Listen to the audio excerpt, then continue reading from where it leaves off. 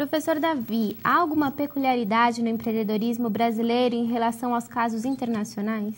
Mariana, existem peculiaridades brasileiras, pontos fortes, pontos fracos, coisas boas, coisas ruins, que são pertinentes à nossa cultura, à nossa sociedade. O empreendedor brasileiro, ele tem uma característica maravilhosa, que é ser inovador, criativo, né? O brasileiro enxerga oportunidades em tudo que aparece. Haja vista agora mesmo o carnaval que se aproxima, que não deixa de ser uma característica empreendedora, geradora de emprego, de renda. Então, nós somos assim. Só que nós, no Brasil, nós temos uma dificuldade muito grande, que o empreendedor brasileiro, ele é um empreendedor de aventura. Ele não é um empreendedor técnico que monta um plano de negócio, que viabiliza a possibilidade do empreendimento. Nós temos casos de dinheiro disponível para abertura de novos negócios, existem as oportunidades, mas infelizmente a gente não consegue aproveitar pela própria dificuldade de formatar um plano de negócio. Não é comum agentes, financiadores, né, liberarem verba, dinheiro para a abertura do negócio sem uma caracterização técnica do negócio, que mostre que o negócio é rentável, que tem mercado. Então, aleatoriamente, não costuma se liberar dinheiro. E nós temos essa dificuldade. Já fora, né, por exemplo, Estados Unidos ou a própria Europa, né, já tem um perfil mais técnico. Então, as pessoas, quando vão empreender, quando vão exercer a atividade de geração de riqueza, elas se preparam pesquisando o mercado, vendo se tem possibilidades, qual seria o estágio de produção. Então, é mais estruturado o empreendedorismo fora do que no Brasil. No Brasil, o empreendedorismo, ele ainda é considerado, né, e fica aqui um alerta, né, ainda mais amador. Daí nós temos a maior dificuldade na captação do dinheiro. Um ponto interessante nisso que o professor Davi coloca, que está também associado à característica do empreendedorismo brasileiro, é que ele é ainda marcante e predominante do empreendedorismo por necessidade. Então você tem o empreendedorismo de necessidade e o empreendedorismo de oportunidade. E o que o professor Davi acabou de descrever é exatamente o caso do empreendedorismo da oportunidade. Você identifica aquela oportunidade no mercado e começa a desenvolvê-la. Porém, grande parte do empreendedorismo no Brasil ainda é feito da necessidade.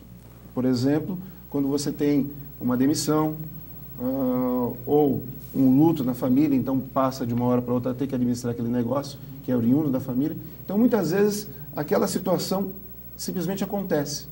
Então, ela não é fruto de uma oportunidade identificada, não é fruto de algo pensado ou de um estudo, de um plano de negócio, como o professor Davi identificou.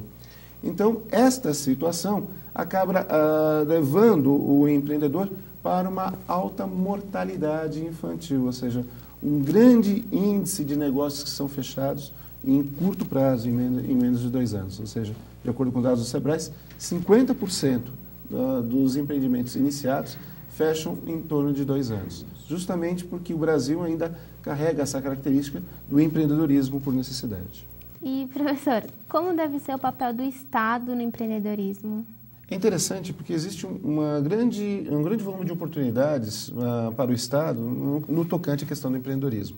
A primeira delas que poderíamos citar é a questão do ensino.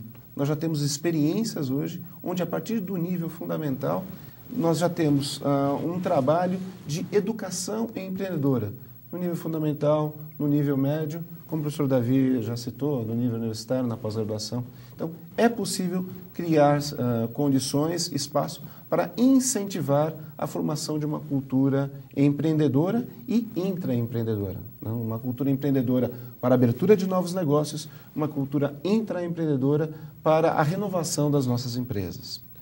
Um outro aspecto que vale a pena ser citado é a questão da legislação, do apoio e da burocracia existente para a criação de novas empresas.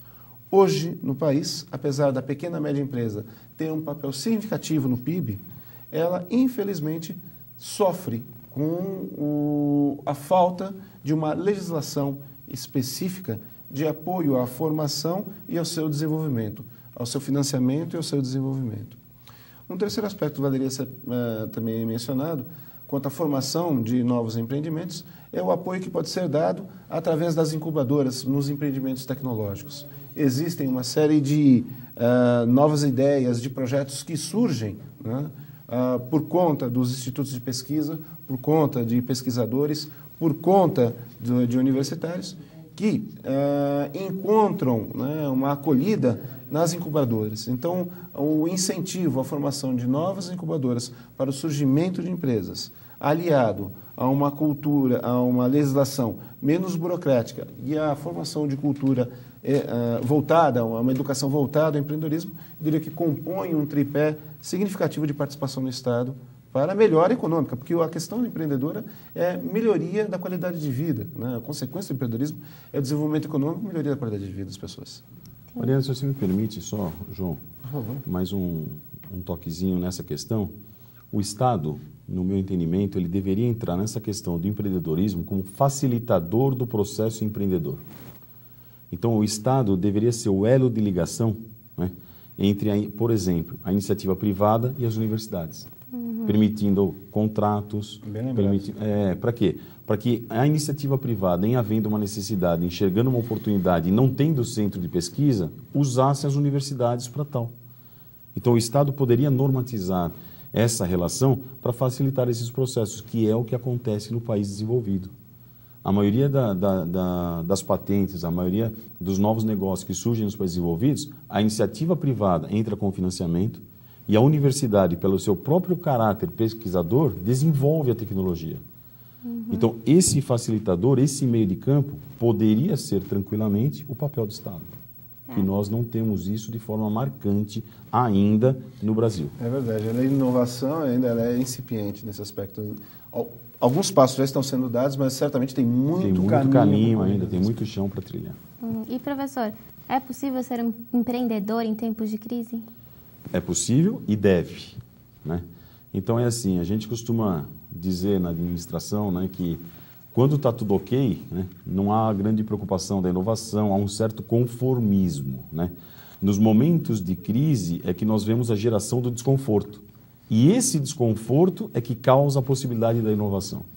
Um exemplo clássico que eu trago comigo, né, no passado, os automóveis tinham carburadores, né?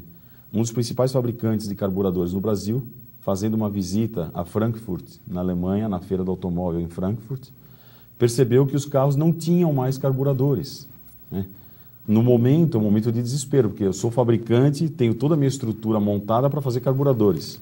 E os automóveis, num curto espaço de tempo, não terão mais carburadores, né?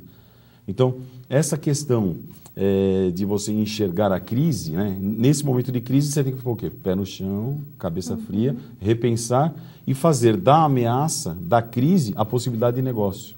Que aí é que está o grande estrategista empreendedor. É enxergando a ameaça, transformá-la em oportunidade. O que não é muito difícil, desde que você tenha condições para tal. Então, são nos momentos de crise, são nos momentos de aperto econômico que a gente percebe a capacidade de inovação e criatividade. A criatividade e a inovação são fundamentais nesse momento. Só que você tem que estar bem de espírito, né? Você não pode se deixar abalar pela crise. Mas é na crise que a gente observa as grandes saídas, as grandes sacadas. Muito bem, professores. Obrigada pela presença de vocês. Sejam sempre bem-vindos. Obrigado, Mariana. Prazer estar aqui com você e estou à sua disposição para sempre que precisar. Vamos agora a um breve intervalo e voltamos em alguns instantes. Continuem conosco.